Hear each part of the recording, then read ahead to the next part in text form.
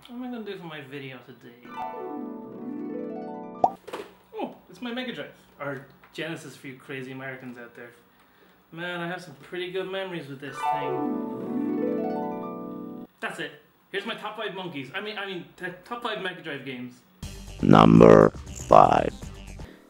At number 5 on the list, it's Earthworm Jim. Now this game is just weird in all the right ways. I mean, in the first level of the game, you shoot at a fridge and it launches a cow into space. What? Why would you? Who would choose to put that in their game? Someone awesome. That's who.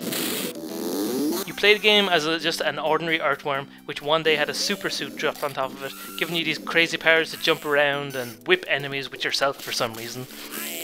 You do lots of strange things in the game, including bungee jumping with a snot monster, racing against a crow man through space, and helping your psychotic puppy friend avoid death.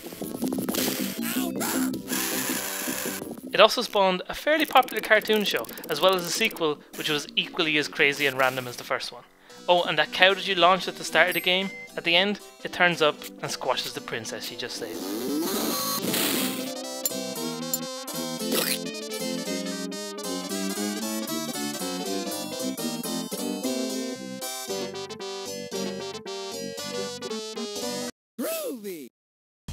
Number 4. In at number 4, it's Disney's Aladdin. Now this was a game from back in the time when movie adaptations weren't quite as terrible as they usually are these days. Not that they were all good or anything. But this is one of the good ones. It features some awesome 16-bit kind of chiptune versions of the songs from the film, and the animation is pretty damn good. Aladdin was one of my favourite films when I was a kid, and the game manages to follow the story pretty closely. I mean, you even get to play as a Pooh. I mean, a Pooh the monkey, not a Pooh. Yeah. Things do start to get weird when you're sucked into the lamp, though.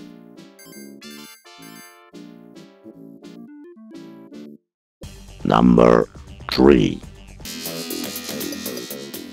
At number 3, it's Kid Chameleon. Now this is one of those games that some people have heard of, but lots of people haven't. You play as a kid entering a VR world to save some other kids who have been kidnapped by the VR machine, which is kind of like an arcade. It's basically saying, don't go to the arcade, kids, or you're dead. Stay home and play your console games, you know, like this one, like Kid Chameleon, woo! I'm very certain it was single-handedly responsible for the downfall of the arcades.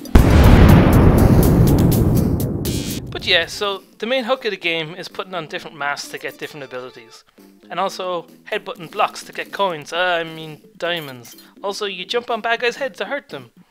So yeah, looking back at it now, you can tell it's definitely inspired by the Super Mario games. But back then, I knew no better. Some of the costumes are pretty cool though. I mean, look, you get to be a tank that shoots skulls. How could you not like that? You also get to play as like a samurai dude, a weird kind of rhino fella, and a crazy axeman. But one thing that always confused me in the game is the level structure. I mean, you find all these different teleporters throughout the levels, but you start riding them to different places, and before you know it, you've lost the complete run of where you are in the game. I mean, you need some kind of crazy, complicated map thing just to know where you're supposed to go. It did make it pretty interesting though, trying to work things out. Number 2. At number 2 on the list, it's Flashback. Now this is a real game. I mean, the rest are real games obviously too, but this one is one of the classics. Inspired by games such as Prince of Persia and Another World, Flashback captured my young soul with its unique action platforming style. This is one of those games where every few years I'll still go back and play it. The animation in the game is simply beautiful, and at the time, it was miles ahead of anything I'd seen. And for a Mega Drive game, the story was pretty interesting too. It involves memory wipes, dodgy governments, aliens, space travel. With all that stuff, how could you possibly lose? You get to fight these guys with jetpacks that, for some reason, they only hover like a foot off the ground. I mean, if I had a jetpack, I'd be flying all over the place, but let's ignore that. You get to take part in some kind of reality TV show where people are killing each other. You get attacked by weird, shape-shifting blue dudes, and most importantly, you get to hand people official documents. Yeah, that's right. And the areas you travel to in the game were really varied, from luscious jungles to cities to crazy organic alien worlds. It's got the whole lot. I know there's a remake coming out soon, but from what I've seen, I'm not holding out too much hope.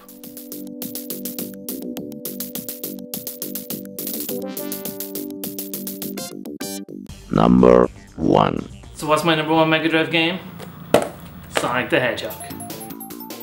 Now lots of people talk about Sonic 2 as being the best game of the kind of Mega Drive Sonic games, and yeah, it's pretty good. I've always enjoyed that one too, but Sonic 1 is the game that pretty much defined the Mega Drive for me. It was the first game I had and was probably the one I played the most too. It's fast, but unlike later Sonic games, you don't just have to fly through with a blur, being guided along this path. You're able to slow down, there's a certain amount of going back and forth, and you're able to do a little bit of thinking while playing it. You know, that's always nice. I mean, I played this game so much, I pretty much know it like the back of my hand. Or, you know, most of it anyway. The levels cover a great range of areas which you don't normally see, as well as featuring some classic boss battles. And the special stages in the game are just plain crazy. I mean, what's going on here? The only thing missing from the game is some awesome supersonic action, but I can live without it. The best thing is, there's no extra characters, there's no evil clones, there's no fox friend with some crazy flapping tails, there's no echidnas, there's no crocodiles, there's no other weird creatures of some kind. There's just a blue hedgehog with red shoes and a fat man in red clothes. It just makes sense. So there you go, that's my top 5 Mega Drive games. But I want to know what yours are. Let me know in the comments below, or even better, make your own top 5 Mega Drive games video and leave it as a video response. And don't forget to subscribe and check out some of my other videos, which you can see on the screen right there. There's some Zelda, there's some indie game action, and don't forget, there's Facebook and Twitter down there too. You can look at them, they will tell you where to go, you can say hello to me, and we can all have a little bit of a party. Go social media.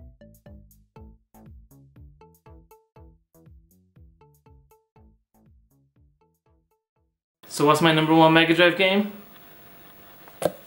It's Sonic the Hedgehog. Ow! It's Sonic the Hedgehog. Backwards and upside down. Sonic the Hedgehog. Don't aim for my head.